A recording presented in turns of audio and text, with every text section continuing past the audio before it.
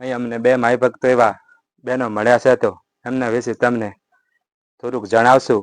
અને બેનનું નામ છે સુશીલાબેન, પણ કેટલા વર્ષથી રહેશે એ તમને કહેશે. બેન, કેટલા વર્ષથી રહેશે તમે? 24. તમારું નામ શું? સુશીલાબેન નરસિંહદાસ દેવપુરી. કેટલા વર્ષ? 24 વર્ષ થઈ ગયા. 24 વર્ષ થઈ ગયા. અને જમવાનું ને એવું જમતા નથી. દૂધ ભરપૂર. નમસ્કાર મિત્રો, હું છું તમારો પ્રિય રેવાભાઈ અને આજના મારા બ્લોગમાં તમને સ્વાગત છે. અને તમે જોઈ શકો છો આપણે એવા સિંગલાજમાના દર્શન કરી અને એવા આપણા પ્રથમ માણકના દર્શન કરી અને એવા એક બીજા ક્રમની અંદર આપણે એવા ડુંગરના વિસ્તારની અંદર એક પહાડ ઉપર માણકનાથના એવા પર્વત ઉપર આવેલું મંદિર ત્યાંના દર્શન કરી અને તમે જોઈ શકો છો આનો નજારો અને આનું લોકેશન. અને એવું કહેવામાં આવે છે કે ત્યાંથી તમે આવી શકો છો તો પગદંડીનો રસ્તો છે, અને ત્યાંથી પ્રથમ ગુફાથી આવો છો તો તમારે ત્યાંથી 1 કિલોમીટરના અંતરમાં એક આપણા ત્રીજા ક્રમે એવું એક બીજું માણકનાથ છે, તો તમે એની પણ દર્શન કરી શકો છો. અને જોઈ શકો છો ત્યાં એક પાણી પીવાની પણ સારી સુવિધા છે અને પુરાણી વાવ પણ છે.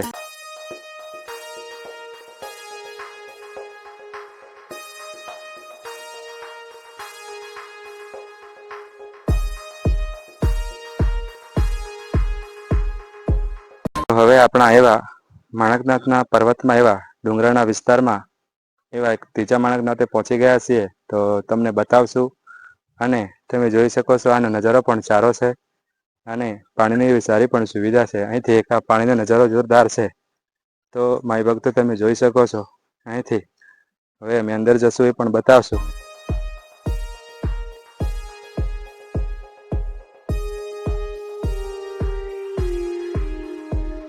તો માય ભક્તો તમે જોઈ શકો છો આ વર્ષો પુરાણી એવી આપણા માણકનાથના શરણોમાં એક વાવ છે અને પાણી એવું ઉપર જ છે, તો તમે જોઈ શકો છો. તમને હું બતાવી શકું છું.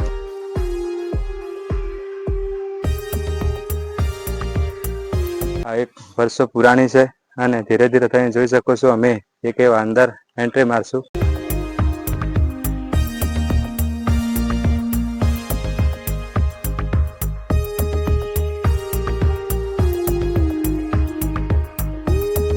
તો એનો સુંદર નજારો તમે જોઈ શકો છો. સામે વેકરી, લોટોલ એવા ગામો આવેલા છે અને આદિવાસી વિસ્તાર છે મિત્રો, અને સારા રોનક પણ છે. અને અહીં એવી પાણી પીવાની સારી સુવિધા પણ છે. અને હવે ધીરે ધીરે અમે અંદર જશું એ પણ બતાવશું.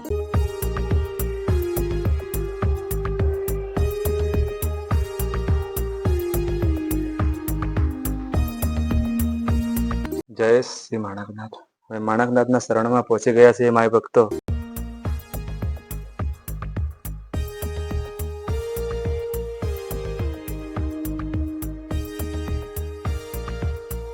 તો માય ભક્તો તમે જોઈ શકો છો આપણે વર્ષો પુરાણી આપણા માણકનાથના શરણોમાં પહોંચી ગયા છીએ. અને આપણા અરવલ્લીના પર્વતમાં એવા માણકનાથના ડુંગરા આવેલા છે. અને એવા આપણા હિંગલાજમાના દર્શન કરીને તમે આવો છો ઉપર પર્વત ઉપર દર્શન કરી. અને એવું કહેવામાં આવે છે કે વર્ષો પુરાણી આપણી આ માણકનાથની ગુફા છે, તમે એના પણ દર્શન કરો છો.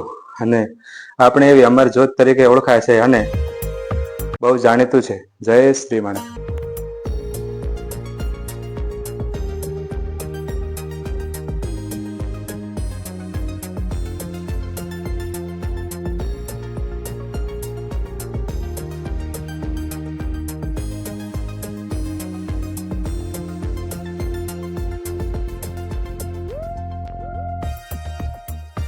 તમે આ બ્લોગમાં એક એવું જોઈ શકો છો કે ખરેખર અહીં એવી માનતા રાખો છો તો તમારા મનોકામના પૂરી થાય છે. તમારા બાળકો ના થતા હોય કે કોઈ ગમે તેવી તમે માનતા રાખશો તો પૂરી થશે. અને એવું કહેવામાં આવે છે કે ખરેખર આ વર્ષોથી આ ધૂણી છે અને અહીં આપણા મહારાજ તપસ્યા કરતા હતા. અહીં એવી બેઠક પણ સારી છે. તો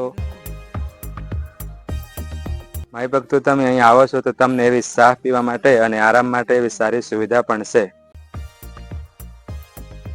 અહીં અમને બે માય ભક્તો એવા બહેનો મળ્યા છે, તો એમના વિશે તમને થોડુંક જણાવશું. અને બેનનું નામ છે સુશીલાબેન, પણ કેટલા વર્ષથી રહેશે એ તમને કહેશે. બેન, કેટલા વર્ષથી રહેશે તમે? 24. તમારું નામ શું? સુશીલાબેન નરસિંહદાસ દેવપુરી. કેટલા વર્ષ? 24 વર્ષ થઈ ગયા. 24 વર્ષ થઈ ગયા. અને જમવાનું ને એવું જમતા નથી. નથી. દૂધ ને ફળ ફૂલ. તો મારી ભક્તો તમે હવે જોઈ શકો છો આપણા એક એવા વિસ્તારમાં દુનિયાની અંદર ઘણા બધા ડુંગરા છે, પણ માણકનાથના ડુંગરામાં એક અનખ એવી જગ્યા છે જોવાલાયક.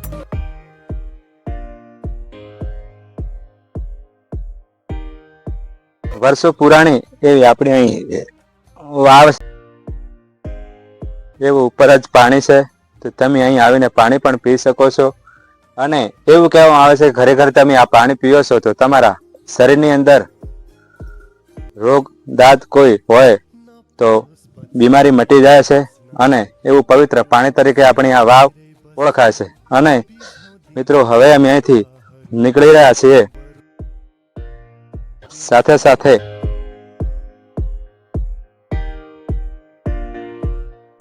અહીંનો એક એવો નજારો છે મિત્રો,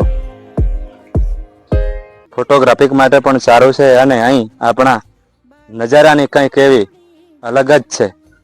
અને અહીંથી એક વેકરી ગામ આપણા 2 કિલોમીટરના અંતરમાં છે.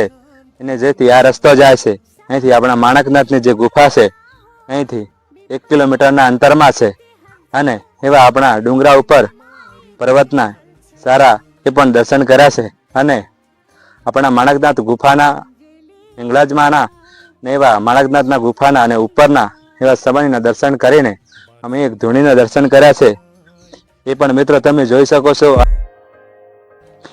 એવું કહેવામાં આવે છે કે વર્ષો પહેલા અહીં સિંગલાજ માતાજી અને માણકનાથજી ભગવાને એવા અહીં તપસ્યા સાક્ષાત હાજર રહીને એવા રાક્ષકોનું નાશ કરવામાં આવેલું છે. અને આ પવિત્ર જગ્યા ગણવામાં આવે છે. તો આજનો બ્લોગ મારો અહીં પૂરો કરું છું મિત્ર, અને બીજી વાર ફરીથી મળશું. જય શ્રી માણકનાથ.